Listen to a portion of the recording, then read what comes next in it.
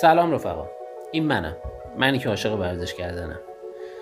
آشنایی من با این رشته در سال 1388 از یک باشگاه پاورلیفتینگ آغاز شد. توی این مسیر اساتید زیادی دیدم، قهرمانای زیادی دیدم و شاگردیشون کردم و قدردان زحمات تک تکشون هستم. مخصوصا رفیق و مربی خوبم آقای حمید بودرزی. از شرایط بد اقتصادی گرفته تا خدمت سربازی و مهاجرت، هیچ وقت نتونست من از این رشته جدا کنم. اینم منم. متاسفانه هنگام تمرین از ناحیه کمر آسیب دیدم.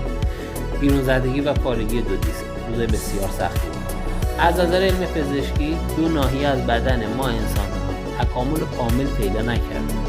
بله، یکی گردن و یکی کمر. پس به این دوتا خیلی دقت کنید. من میگم شاید دلیل آسیب من یا خیلی از بدنسازا اینا نباشه.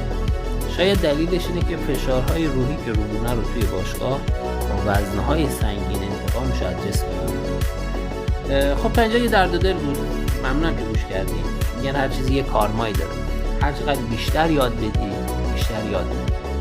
من تصمیم گرفتم تمام این مسیری که این روزها طی کردم این 2 سال و خدا رو شکر کمرم کاملا از آسیب در اومده در اختیار شما عزیزان قرار بدم در قالب چندین ویدیو توی یوتیوب توی اینستاگرام که براتون ان شاءالله ثمر بخش بشه. اگر برای شما عزیزان هم مقدوره حمایت کنید در قالب شیر کردن، فرستادن برای دوستان، لایک یا کامنت که من با انرژی خودتون بتونم دوباره ویدیوهای دیگه رو تولید کنم. ممنونم از همه شما و